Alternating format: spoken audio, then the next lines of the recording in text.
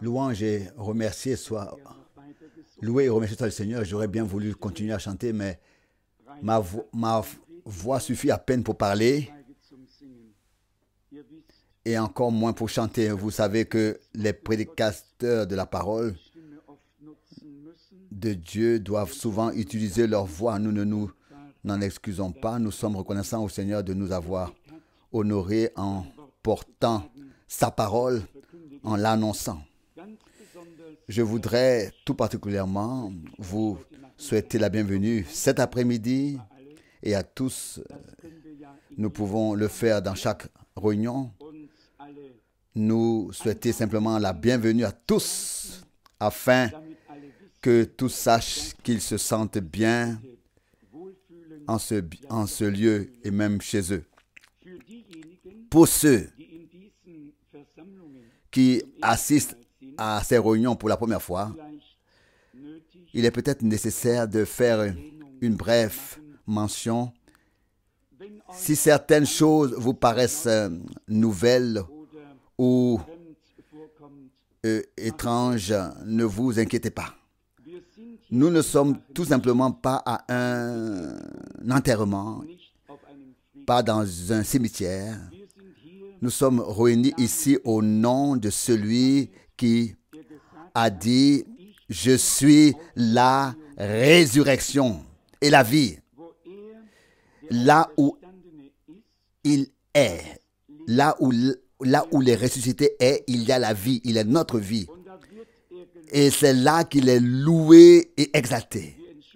Nous ne nous excusons pas de louer le Seigneur ensemble, car c'est ce qui est écrit dans les Saintes Écritures, dans l'Épître aux Romains, probablement dans le dernier chapitre, qu'ils ont élevé la voix d'un commun accord, donc tous ensemble, de même qu'au début du livre des Actes des Apôtres, qu'ils ont loué et glorifié Dieu d'un commun accord, donc ensemble.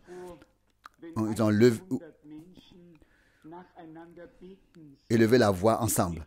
Imaginez si certaines centaines de personnes devaient prier les unes après les autres, combien de temps nous faudrait-il pour que la dernière rende grâce au Seigneur, la dernière personne? Non, nous pouvons le faire ensemble. Notre Dieu exauce tous les hommes du monde entier en même temps. Il est Dieu et non pas un homme. Lisons encore très brièvement quelques passages de l'Écriture et approfondissons-nous dans la parole de Dieu avec dans nos cœurs la prière que Dieu nous parle, qu'il nous fasse grâce. Hier soir et ce matin, nous avons examiné un certain nombre de passages des Écritures par lesquels Dieu nous a parlé de manière puissante. Je sais que Dieu a fait de grandes choses. Celui qui ne fait pas l'expérience avec le Seigneur dans de telles réunions où Dieu est vraiment présent, je ne sais pas où il veut faire, je ne sais pas alors où est-ce qu'il veut expérimenter Dieu. Celui qui n'est pas sauvé dans de telles réunions où le Sauveur est si présent lui-même et nous parle directement, je ne sais pas quand est-ce qu'un tel homme sera alors sauvé. Croyez-moi, sur parole, ce sont des heures particulières de la visitation divine de grâce de Dieu que nous pouvons vivre ensemble devant la face de Dieu. On ne tient pas ici de conférence, on ne philosophe pas sur quoi que ce soit.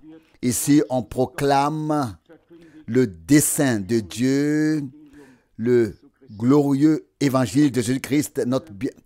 Notre frère bien-aimé a lu la parole de 2 Pierre au sujet des 7 vertus que doivent posséder tous ceux qui ont la nature de Jésus-Christ et qui ont reçu une part à la nature divine.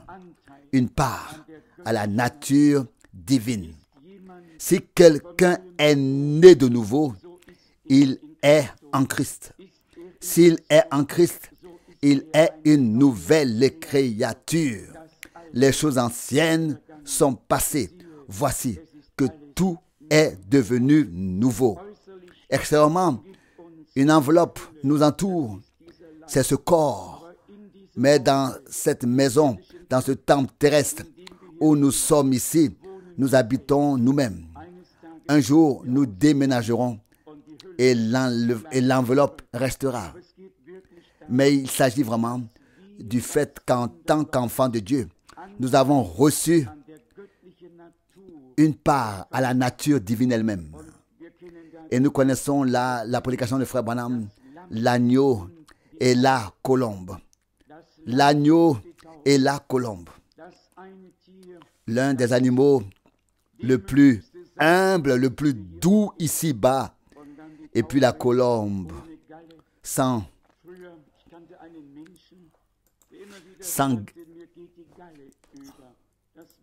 bile, sans fiel. Autrefois, j'ai connu une personne qui répétait sans cesse: j'ai la bile qui me monte au nez. C'était une expression comme ça, mais une colombe n'a pas de bile du tout. Elle ne peut pas déborder et s'emporter, etc. Vous savez, quand le Saint-Esprit est descendu sous la forme d'une colombe, bien-aimée, le Saint-Esprit veut prendre possession de nous, changer notre nature, notre être entier et faire apparaître en nous la nature divine, en nous et par nous. Nous lisons encore quelques passages des Écritures. Le premier est tiré de Deutéronome, chapitre 20. Nous sommes en effet réunis ici au nom du Seigneur pour avoir une nouvelle rencontre avec lui.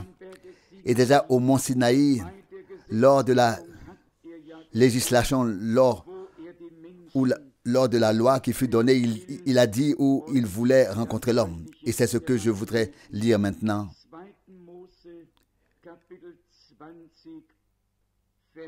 Exode 20, verset 24b, donc la deuxième partie du verset 24, pardon. Exode 20, la dernière partie du verset 24. En tout lieu où j'établirai un souvenir de mon nom, je viendrai à toi et je te bénirai. Dieu a simplement fait en sorte qu'il bénisse là où il peut se manifester et révéler son nom. Là où il peut se faire connaître. Lorsque Paul est arrivé à Athènes, il a vu une pierre et une inscription ou un écriteau à l'intérieur. C'était écrit au Dieu inconnu. Lorsque j'étais sur la colline d'arrêt à Athènes, j'ai cherché si cette inscription pouvait encore se trouver quelque part. J'ai prêché à Athènes. Paul a vu cette écriture. Donc c'était écrit le Dieu inconnu. Et quel était son sujet? Il a dit: la nature que vous ne connaissez pas, l'être que vous ne connaissez pas, je vous l'annonce. Il a eu une rencontre personnelle avec ce Dieu, le Dieu vivant, qui est resté inconnu pour beaucoup, mais qui lui est devenu familier, car il a vu la lumière, il a vu la nuée glorieuse, d'où s'élevait la voix: pourquoi me persécutes-tu? Et il demanda: qui es-tu, Seigneur? Et la réponse fut la suivante: je suis Jésus, que tu persécutes. Et il tomba à terre. Bien-aimés, il y a des gens encore aujourd'hui qui ont eu une vraie rencontre avec le Seigneur, qui ont soit vu sa gloire, ou soit entendu sa voix, ont soit été sauvés, qui ont simplement fait l'expérience avec du texte qui était écrit. Dans Exode 19, nous lisons encore également une parole glorieuse que Pierre répète dans son épître. Exode chapitre 19, à partir du verset 4. Vous avez vu vous-même ce que j'ai fait aux Égyptiens, Exode 19, verset 4, comment je vous ai porté sur des ailes d'aigle et comment je vous ai amené ici auprès de moi. Pas seulement n'importe où, mais comme je vous ai porté sur des ailes d'aigle et vous ai amené ici auprès de moi. Quand le Seigneur a dit à Moïse, rassemble-moi le peuple, il était alors toujours clair qu'ils étaient réunis en présence de Dieu à l'entrée de la tente de révélation, là où le Seigneur descendait avec la colonne de nuée et de feu pour parler à Moïse. À Moïse, qui parlait ensuite au peuple. Je t'ai amené à moi, pas à une église, pas à une dénomination, pas à un prophète, pas à un évangéliste. À moi, dit le Seigneur. Nous voulons annoncer la parole de manière à ce que les gens soient amenés au Seigneur. J'ai déjà raconté cette histoire ici. Elle non plus n'a pas sa place ici, car il ne m'appartient pas de raconter des histoires. Mais il paraît que c'est vrai. Vous avez tous entendu parler du grand réveil au pays de Galles, lorsque les deux frères Jeffrey ont été utilisés par Dieu d'une manière particulière. Vous avez entendu parler de Wesley, de nombreux réveils, mais plus particulièrement de William Booth, qui était aussi un prédicateur de réveil. Et l'un de ses convertis s'est retrouvé ivre, mort dans le caniveau au bord de la route. Et il a reconnu son prédicateur à sa voix et en passant devant lui. Il a appelé et lui a dit, « C'est toi qui m'as converti. Aide-moi maintenant. » Puis il dit, « C'est aussi à cela que tu ressembles, que je t'ai converti. Si Dieu t'avait converti, tu ne serais pas ici. Tu ne serais pas là dans cet état. Il faut simplement reconnaître la différence.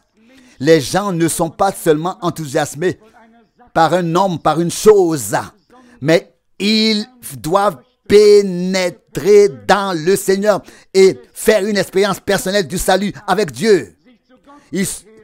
Ils doivent se convertir à Dieu et pas à une chose qui les a peut-être momentanément enthousiasmés. Cela ne suffit pas. Je me réjouis de ce passage biblique. Le Seigneur a amené le peuple à lui, l'a conduit à lui. Je poursuis ma lecture d'Exode, chapitre 19, maintenant le verset 5.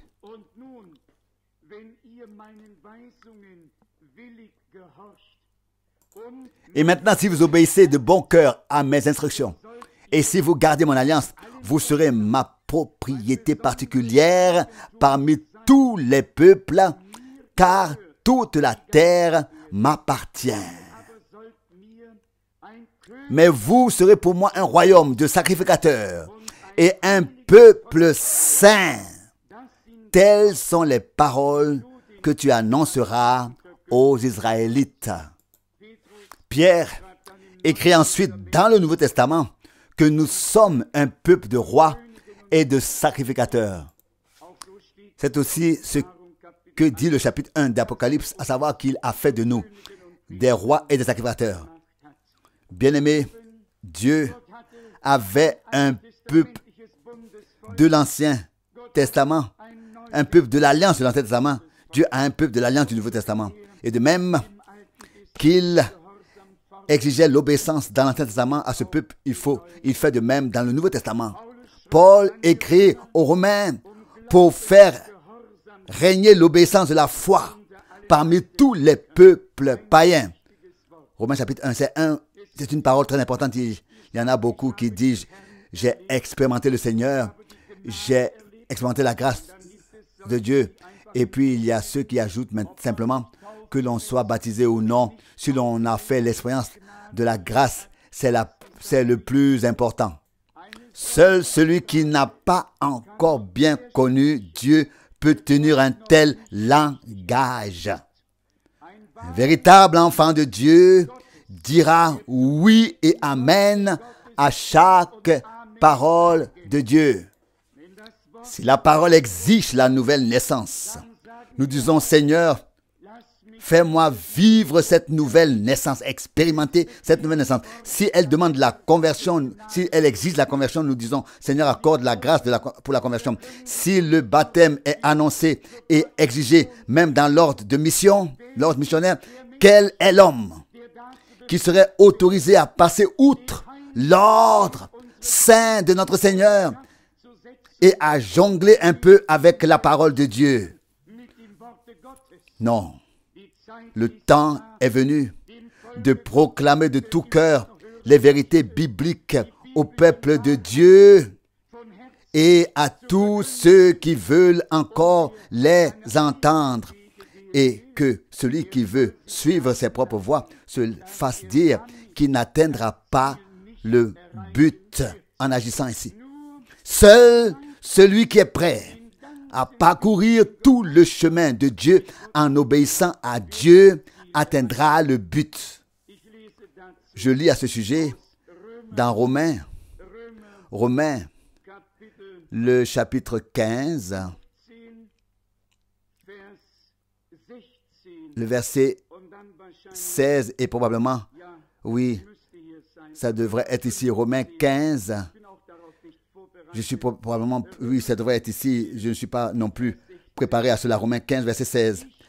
Je dois en effet être un ministre de Jésus-Christ pour les païens et comme tel accomplir le service de la sacrificature sacerdotale du message de salut de Dieu afin que les païens deviennent une offrande agréable à Dieu, sacrifiée par le Saint-Esprit.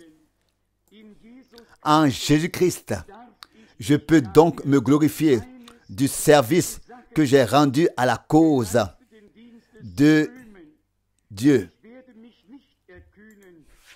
Car je n'aurai pas l'audace de parler de quelque succès que ce soit que Christ n'ait pas opéré par moi pour amener des païens à l'obéissance en parole et en actes. Par la puissance des signes et des prodiges, par la puissance du Saint-Esprit.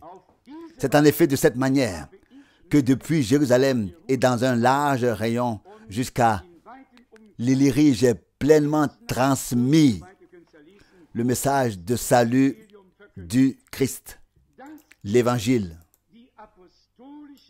C'est la manière apostolique de proclamer l'Évangile.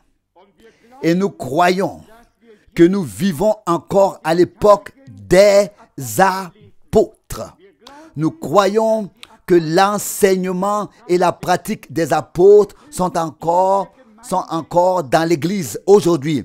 Car Dieu a placé dans l'Église des apôtres, des prophètes, des bergers, des enseignants et des évangélistes.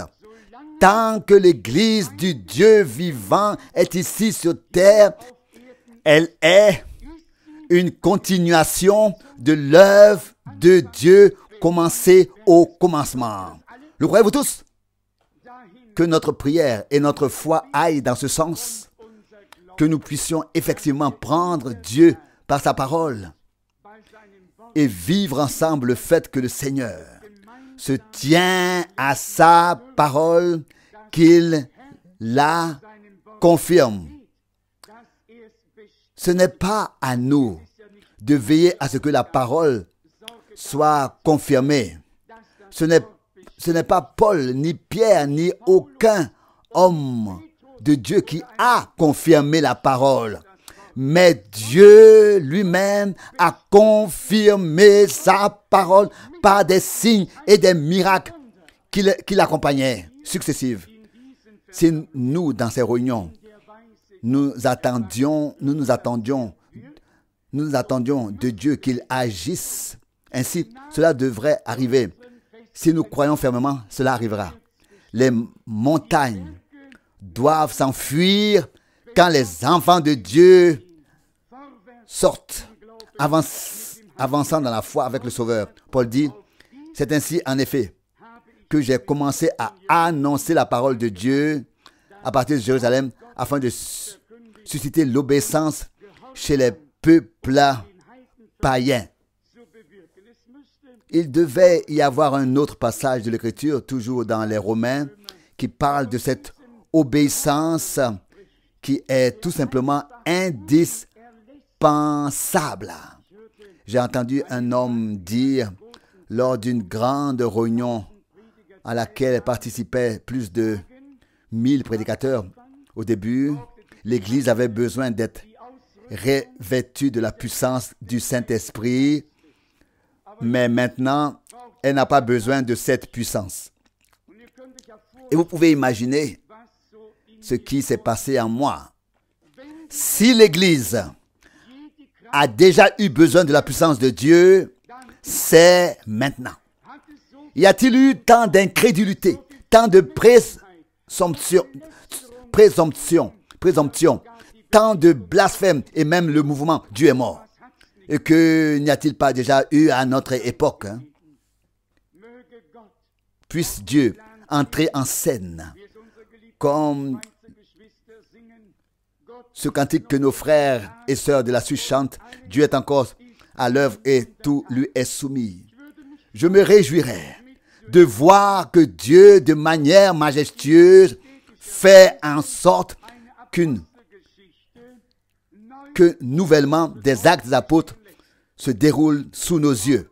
Là aussi, je n'hésite pas à dire qu'il y a effectivement eu un homme de notre génération en qui, ou par le ministère duquel Dieu a fait de grandes choses.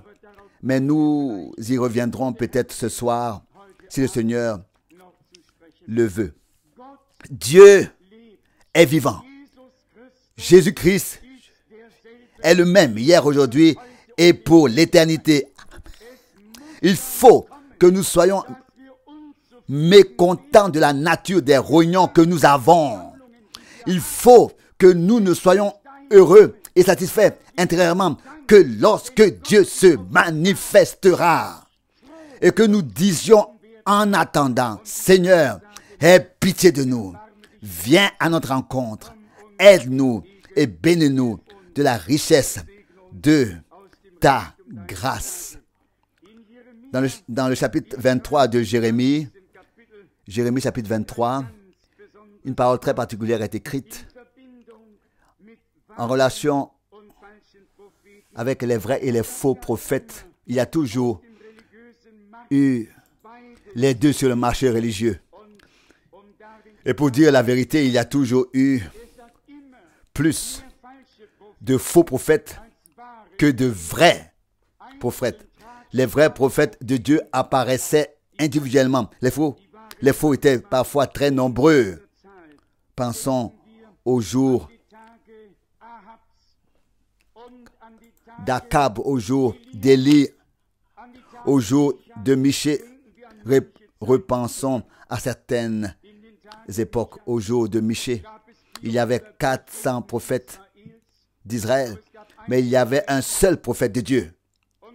Et ce seul prophète de Dieu pouvait dire: j'ai vu le Seigneur assis sur son trône et l'armée céleste à sa gauche et à sa droite. Il était sur cette terre et les cieux lui étaient ouverts. Il a vu la gloire de Dieu. Il entendit la conversation qui se déroulait dans le ciel. Et le Seigneur demanda: qui veut séduire Akab? Michée est sur terre. Il entend en esprit la conversation. Il put alors dire: je ne dirai que ce que le Seigneur a dit. Les vrais hommes de Dieu, poussés par le Saint-Esprit, n'ont pas parlé aux hommes pour leur faire plaisir, mais ont annoncé la parole du Seigneur telle qu'elle était. Il y a ici, dans Jérémie 23, au verset 16 et au verset 17, et ensuite au verset 22, au verset 16 et 17, il est écrit: ainsi a parlé l'Éternel des armées, n'écoutez pas les paroles des prophètes qui vous prophétisent. Ils vous font seulement du vent. Ce sont des visions de leur propre fabrication qu'ils vous annoncent sans être envoyés par l'Éternel. Bien-aimés, ce n'est pas une chose facile, pas seulement des évangélistes qui ont un talent d'orateur pour parler, mais des hommes qui veulent avoir vu une vision. Des hommes avec le « ainsi parle le Seigneur ». Et pourtant, le Seigneur ne l'a pas dit, ne leur a pas parlé. Et ils n'ont rien vu. Ils ont fait croire au peuple quelque chose. Et pour cela, nous ne sommes pas là. C'est trop dommage. L'Éternel est trop long. L'éternité est trop longue pour que nous puissions la traverser en étant trompés. Nous devons être sûrs que ce que nous croyons et enseignons est vrai à 100% et que ce n'est pas une interprétation. Oui ou non? Bien sûr que oui. Et pour cela, Dieu nous accordera la grâce. Le verset 17. Ils disent sans cesse à ceux qui me méprisent, l'Éternel a promis. L'Éternel a promis. Vous serez heureux. Et à tous ceux qui marchent dans l'obstination de leur cœur, il ne vous arrivera aucun mal.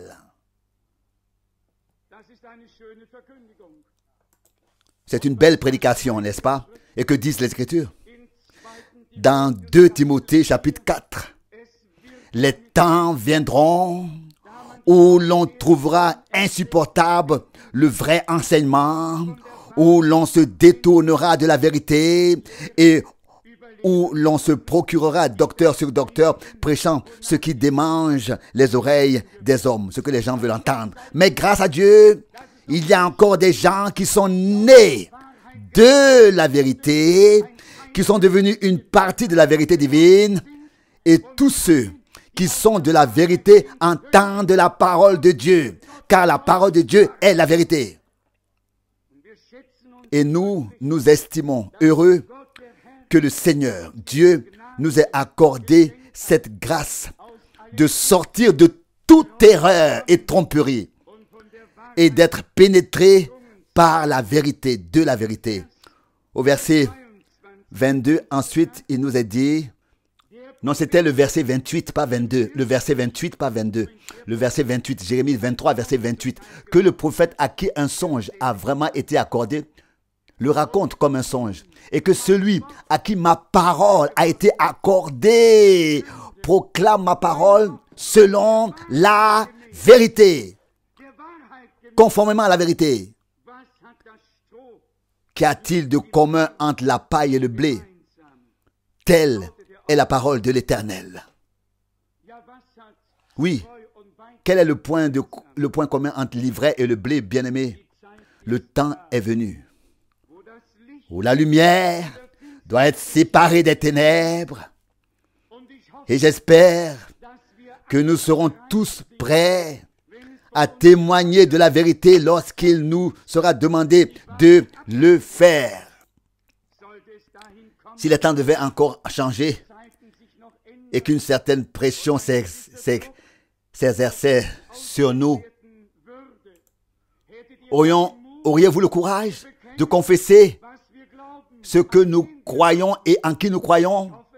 Je l'espère.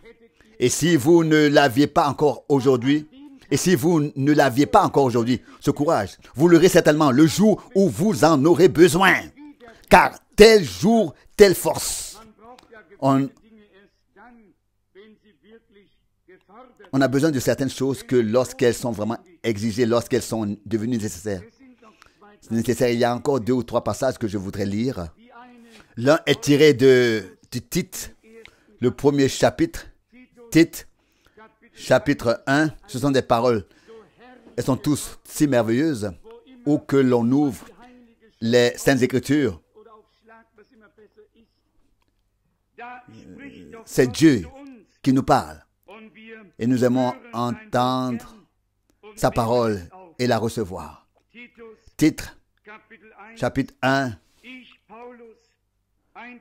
verset 1. Moi, Paul, serviteur de Dieu et apôtre de Jésus-Christ, pour la foi des élus de Dieu et pour la connaissance de la vérité qui s'éprouve par une marche en conformité avec Dieu en raison de l'espérance de la vie éternelle que le Dieu infaillible qui ne ment pas a promise avant les temps éternels.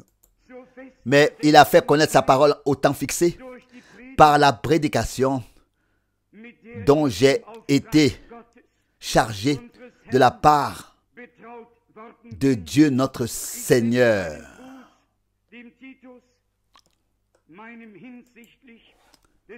J'envoie mes salutations à Tite, mon enfant véritable, en ce qui concerne la foi que nous avons en commun. Grâce et paix de la part de Dieu le Père et de notre Sauveur, le Christ Jésus. Quelle parole glorieuse! Cette parole ne s'adresse pas à ceux qui sont à l'extérieur. Il y a des temps d'évangélisation. Il y a des moments où les gens se convertissent ensuite et sont amenés au Seigneur. Mais il y a aussi des rassemblements, des réunions où Hébreux 6 doit être accompli, où nous ne voulons plus rester au lait et ne pas recommencer sans cesse à poser les bases de la conversion, de la repentance, du baptême, mais où nous progressons vers l'âge de l'homme fait pour entrer dans la croissance de Jésus-Christ, où une nourriture solide est distribuée et où nous sommes effectivement mis à jour dans le royaume de Dieu par la parole de notre Dieu. Bien-aimés, l'enseignement et la connaissance, l'enseignement divin et la connaissance divine n'enfle pas d'orgueil. La connaissance personnelle qui donne à l'homme l'impression d'être important et d'avoir quelque chose de particulier, cela lui monte à la tête. Mais lorsque les choses de Dieu nous sont vraiment révélées par le Saint-Esprit, alors cela ne nous monte pas à la tête et cela ne nous enfle pas d'orgueil, mais elles nous rendent reconnaissants dans notre cœur, car elles nous permettent de reconnaître ce que notre Seigneur a dit dans Matthieu 13. Il s'est adressé, n'est-ce pas, à toutes les foules en parabole, puis il s'est adressé à ses disciples et leur a dit, il vous a été donné de comprendre les mystères du royaume de Dieu. Dieu a des hommes sur terre, et pour utiliser une image de l'Ancien Testament, qui ne vont pas seulement jusqu'au parvis, mais qui entrent dans le sanctuaire et reconnaissent ensuite que le rideau s'est déchiré, que le chemin est libre et qu'ils entrent effectivement, réellement, dans le lieu très saint où ce n'est pas un homme, mais là où c'est Dieu lui-même qui parle, où se trouvait l'arche d'alliance avec les deux chérubins au-dessus de l'arche d'alliance. Et dans l'arche de l'alliance, la parole de notre Dieu lui-même. Et c'est à ce point, au-dessus du propitiatoire, que Dieu parlait. C'est de ce lieu que Dieu parlait et donnait la réponse. Lorsque le souverain sacrificateur y entrait une fois par an pour offrir le sang et se présentait ensuite devant Dieu. Bien-aimés, si nous lisons correctement l'épître aux Hébreux, Christ, l'agneau de Dieu, est entré dans le sanctuaire céleste en tant que souverain sacrificateur avec son propre sang. Et l'auteur nous fait savoir et dit, ceci est la voix nouvelle et vivante. La voix vivante qui conduit au Dieu vivant. Et ce chemin, c'est Jésus-Christ notre Seigneur. Soudain, nous nous trouvons dans le lieu très saint. Et là, nous nous retrouvons comme Moïse. Nous aimerions mieux enlever nos chaussures car nous avons compris que là, c'est Dieu qui parle avec nous. Oui, nous aimerions nous prosterner pour remercier le Seigneur de s'occuper de personnes pécheresses comme nous. De même, nous nous égarerions avec notre cœur si Dieu ne nous avait pas fait grâce et ne nous avait pas donné un cœur nouveau qui pourrait garantir pour lui-même qu'il suivrait le Seigneur dans l'obéissance. Personne ne pourrait se porter garant pour sa personne. Le Seigneur nous a pris par la main. Il est devenu le bon berger qui a donné sa vie pour ses brebis. Et comme quelqu'un l'a dit, ce n'est pas toi qui tiens le Seigneur. Ta force pourrait bien te lâcher un jour.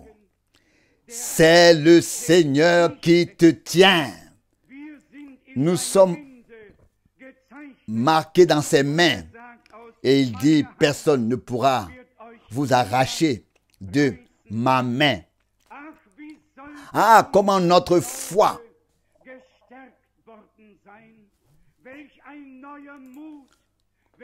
pourrait être fortifiée. Quel courage, renouvelé, quelle assurance, oui. La certitude de la foi devrait pénétrer dans nos cœurs sous la prédication de la parole. Nous sommes-nous pas reconnaissants à Dieu pour cela? Bien-aimés, il faut en faire l'expérience de temps en temps. Et je ne critique pas et encore moins ne juge les autres communautés, églises ou églises libres. Mais cherchez aujourd'hui dans notre pays et dans les pays du monde un lieu où la parole de Dieu est annoncée dans son intégralité comme Dieu l'a prévu pour ce temps. Ou, oui, comme nous l'avons dit hier soir, où l'ensemble du conseil de salut de Dieu est proclamé et où les hommes sont vraiment initiés à la partie prophétique et conduits dans la partie prophétique qui est si importante pour notre temps. Il faut également faire une remarque à ce sujet. Il y a des gens qui disent « Nous avons Christ, nous avons l'Évangile, que nous soyons au courant de ces choses ou non, ce n'est pas si important. » Mais quand on lit dans la Bible que tous ceux qui adoreront la bête ou recevront son nom, le numéro de son nom, le nombre de son nom, pardon, seront tourmentés pour l'éternité. Et alors, il est quand même important de dire aux gens ce qu'il en est, afin qu'ils ne glissent pas et aveuglement dans ce système et soient ensuite tourmentés. Si l'amour de Dieu nous pousse, nous ne pouvons pas faire autrement que d'annoncer aussi cette partie de la parole de Dieu, non pas pour remplir le temps, mais sans doute parce que nous avons reconnu l'époque dans laquelle nous vivons.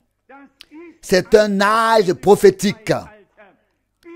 Et les prophéties bibliques s'accomplissent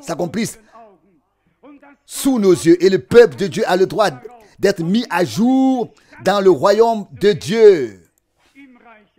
Que cela plaise ou non aux autres. Vous en réjouissez-vous?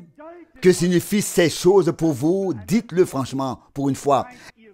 Êtes-vous heureux que ce ne soit pas seulement qu'il soit évangélisé et baptisé et peut-être qu'on tienne un service divin, mais que nous puissions réellement nous asseoir aux pieds de Jésus et voir les saintes écritures de la Genèse 1 à l'Apocalypse chapitre 22 dans une lumière vraiment éclatante.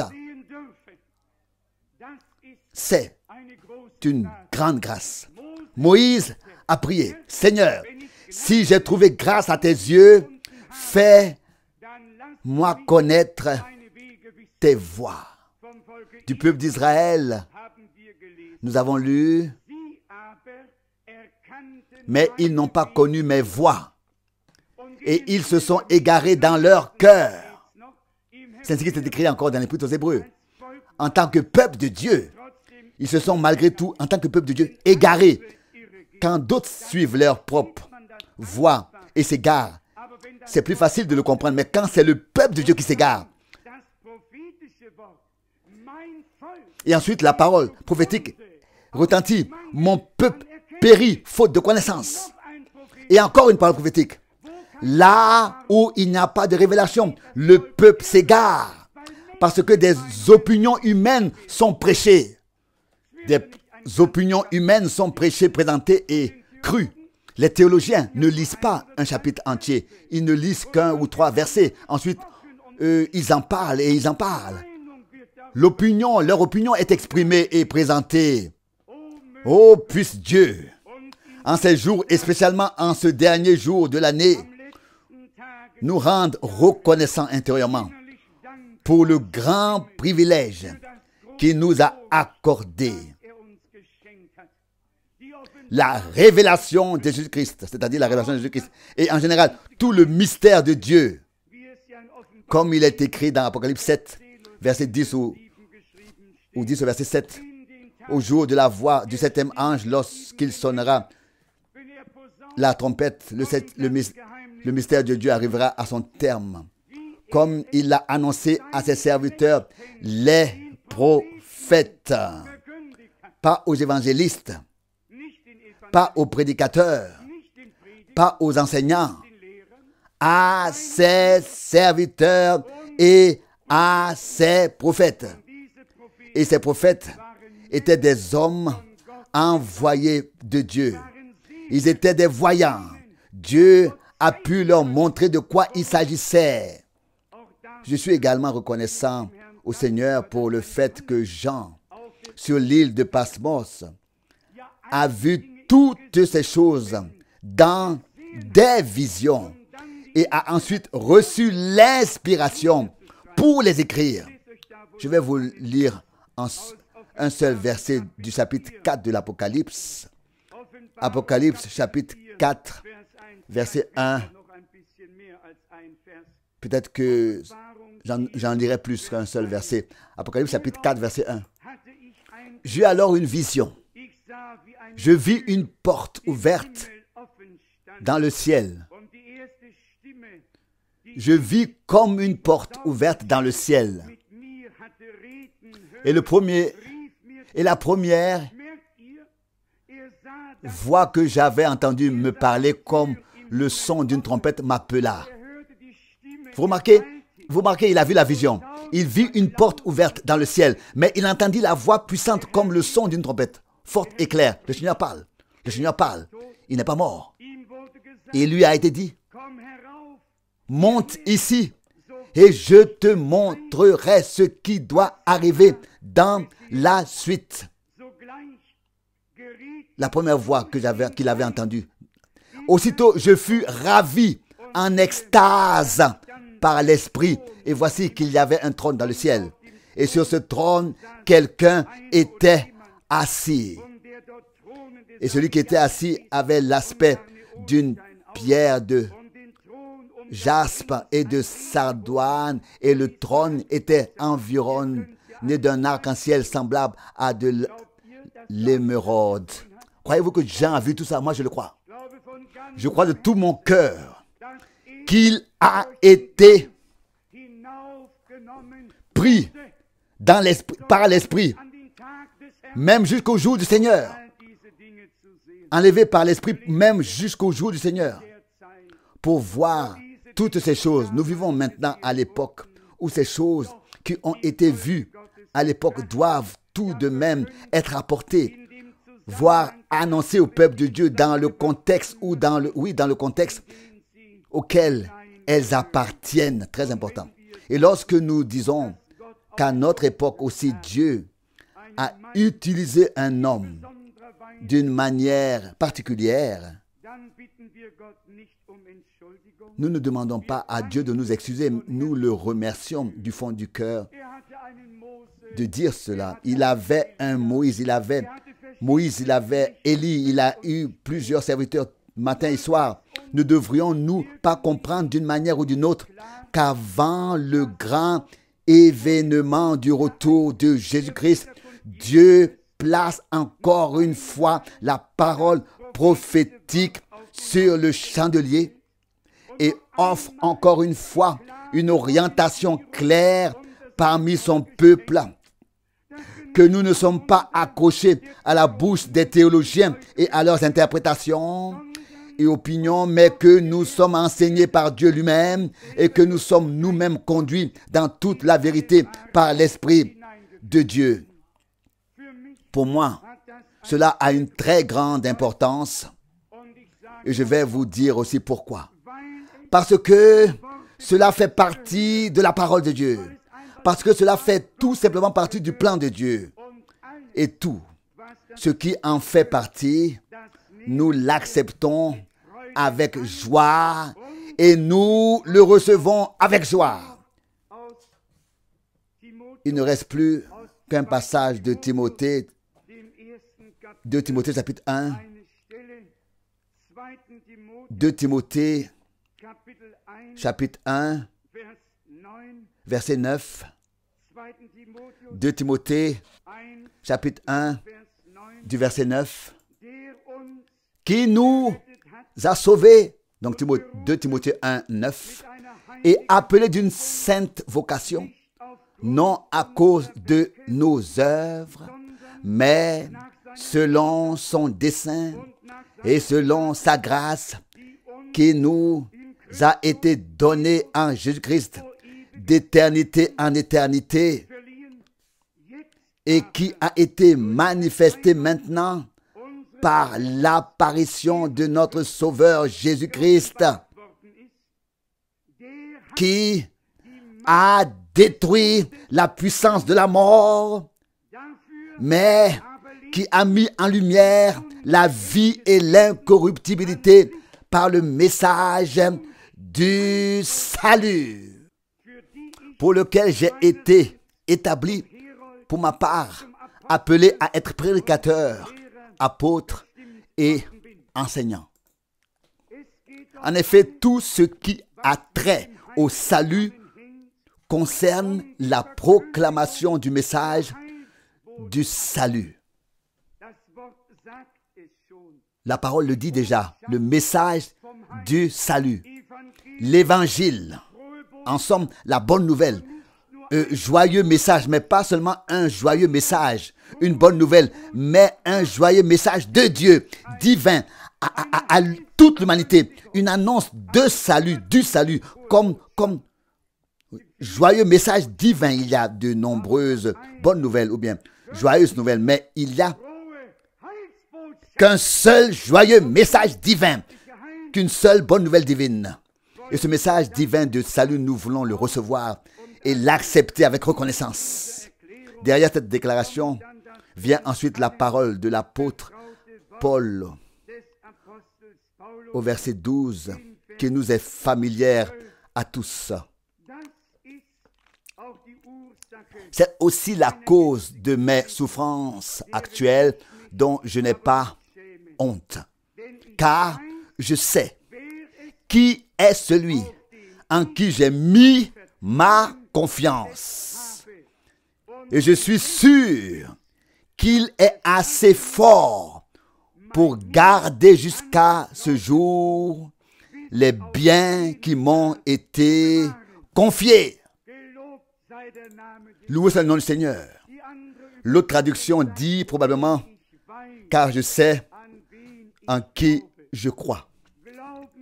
La foi et la confiance sont en effet très étroitement liées.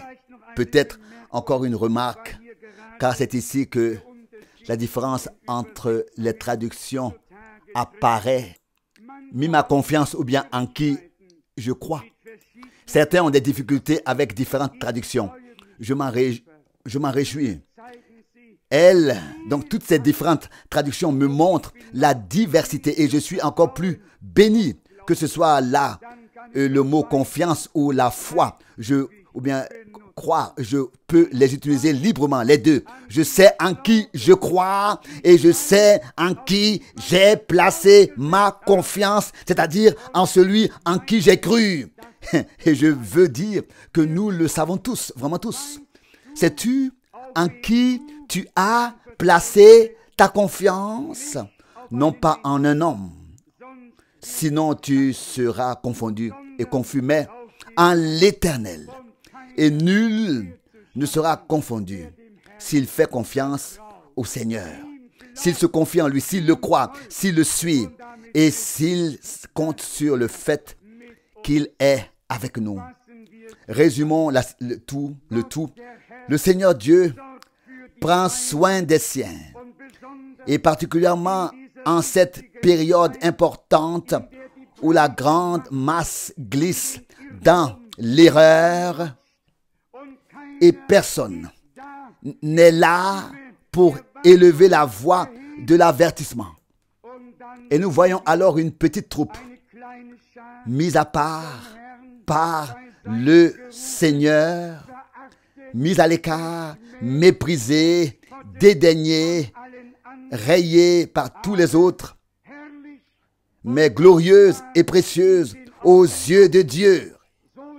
C'est ce que dit le prophète Ézéchiel. Parce que tu étais précieux à mes yeux, je t'ai vu couché dans ton sang et je t'ai sauvé. Il t'est sauvé. Le sang précieux a coulé pour nous et pour nous rendre agréables à Dieu. Le sang a coulé pour nous rendre agréables à Dieu, pour faire de nous un peuple de rois et de sacrificateurs pour notre Dieu. Bien-aimés, beaucoup de choses pourraient encore être dites. Prenons à cœur ce que nous avons déjà entendu. Ouvrons-nous. Soyons plus reconnaissants. Oui, plus encore que ce matin. Nous devrions remercier le Seigneur encore plus. L'acclamer. Crier de joie.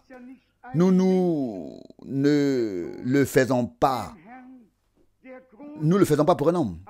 Nous le faisons pour le Seigneur, au Seigneur, qui a fait de grandes choses pour nous. Nous devrions nous réjouir du fait qu'il nous a délivrés de la perdition et nous a couronnés de grâce et de miséricorde. Aujourd'hui encore, il nous a couronnés de grâce et de miséricorde. Aujourd'hui encore, il nous a parlé. Aujourd'hui encore, il nous a fait voir et reconnaître plus clairement sa parole et son plan de salut. Aujourd'hui, il veut nous rendre plus reconnaissants. Plus reconnaissants. Louez le Seigneur, loue le Seigneur mon âme et toutes mes entrailles, tout mon intérieur. Loue son Saint-Nom qui te délivre, te sauve de la fosse et te couronne de grâce et de miséricorde. Et la miséricorde de Dieu se glorifie contre le jugement. C'est ainsi que c'est écrit. Le jugement est ôté. Le châtiment était sur lui afin que nous ayons la paix. Et c'est par ses meurtrissures que nous avons été guéris. Ici, nous avons lu dans 2 Timothée 1, verset 10, qui a détruit la puissance de la mort, mais qui a mis en lumière la vie et une nature incorruptible par le message du salut. Une nature incorruptible par le message du salut. Le message du salut, ce n'est pas une ingérence dans la politique. Le message du salut est la proclamation qui émane, qui vient du trône de Dieu pour montrer à l'humanité perdue le salut en Christ Jésus, notre Seigneur. Et comme cela a déjà été souligné ce matin, prenons-le à cœur. Aujourd'hui, si nous entendons sa voix, n'endurcissons pas nos cœurs, mais Recevons-le, lui et sa parole. Acceptons-le. Et je vous le dis, vous ne le regretterez pas. Vous remercierez Dieu maintenant et pour l'éternité, pour la grâce qu'il nous a accordée. Que le Seigneur Dieu nous bénisse tous. Il l'a fait et continuera à le faire. Il a dit, dans le lieu que je choisirai, où je mettrai mon nom, où je le manifesterai et où je le ferai connaître et où je me manifesterai. C'est là où je le placerai. C'est là que je vous bénirai. C'est là que vous devez vous rassembler. Et dans le Nouveau Testament, il dit, là où 2 ou 3 sont réunis en mon nom, je suis au milieu d'eux. Nous sommes réunis ici, en ce lieu, au nom du Seigneur. Il nous a révélé son nom, révélé dans sa signification divine. Qu'il soit loué et exalté pour l'éternité. S'il ne bénit pas là où il a placé et révélé son nom, où doit-il alors bénir? Il l'a promis. Il l'a fait jusqu'à présent et il continuera à le faire. C'est à lui que nous voulons offrir aujourd'hui de tout notre cœur les remerciements dus à celui qui nous bénit au nom saint de Jésus. Amen. Amen. Levons-nous et remercions ensemble le Seigneur. Avant de le faire, chantons pour cela. Tu es digne, tu es digne, tu es digne.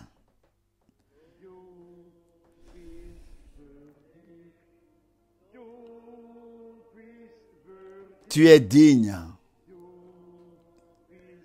Tu es digne, ô Seigneur, de recevoir louange, gloire et honneur et adoration.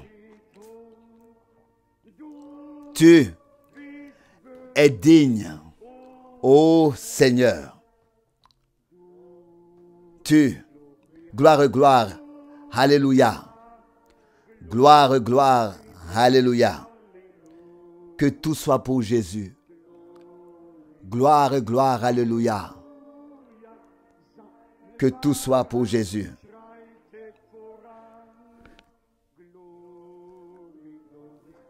Gloire, gloire, alléluia.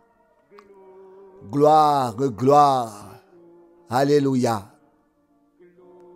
Gloire, gloire, alléluia. Que tout soit pour Jésus. Sa vérité parcourt tous les pays, atteint les extrémités de la terre. Courbons nos têtes. Fermons nos yeux. Ouvrons nos cœurs. Peut-être qu'il y a parmi nous quelqu'un qui n'a pas encore entièrement remis sa vie au Seigneur, qui ne l'a pas entièrement consacré. Et vous aimeriez le faire maintenant. S'il vous plaît, gardez tous les yeux fermés, les têtes inclinées. Si quelqu'un veut lever la main en signe que vous acceptez le Seigneur et pour que nous prions pour vous, qu'il le fasse maintenant. Y a-t-il quelqu'un d'autre ici? Je crois, oui. Il y en a déjà eu. Oui, merci. Merci.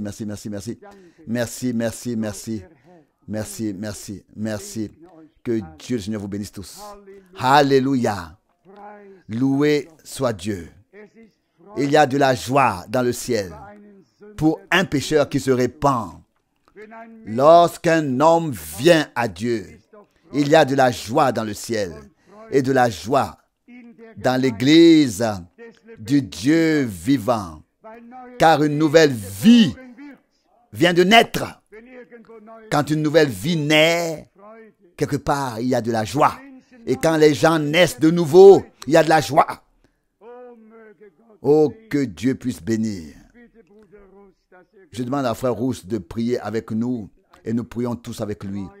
Dieu fidèle, tu as vu les mains et tu as vu les cœurs, Seigneur, car tu nous as parlé par ta sainte et précieuse parole, Seigneur.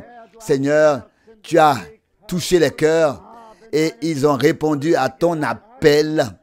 Ils ont levé leurs mains et ouvert leur cœur, ô Seigneur, que tu y fasses ta demeure, ô Seigneur, qu'ils soient préparés pour ton règne, pour ta gloire.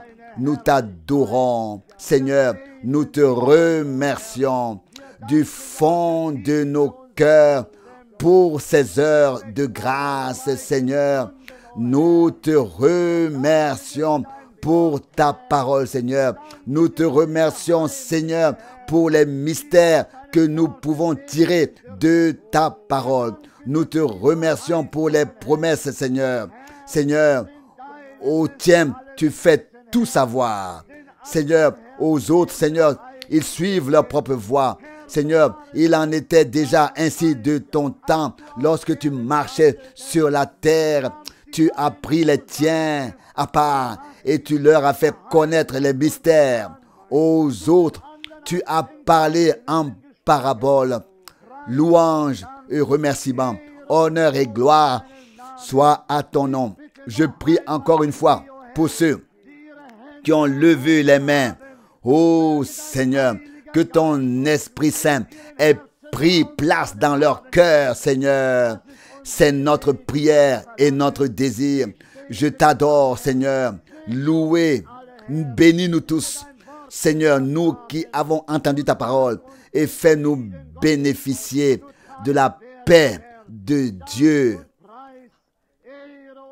Oh Seigneur, l'action de grâce et la louange, l'honneur et la gloire te sont apportés, Seigneur. Nous te confions le déroulement du reste de la journée. Seigneur, sois avec nous. Seigneur, bénis-nous aussi maintenant dans l'intervalle entre les réunions, Seigneur. Bénis le repas d'amour, l'agape d'aujourd'hui. Continue à nous bénir, Seigneur, même si nous passons à la nouvelle année et terminons l'ancienne. Seigneur, que tu puisses aider, Seigneur. Nous te le demandons au nom de Jésus. Amen.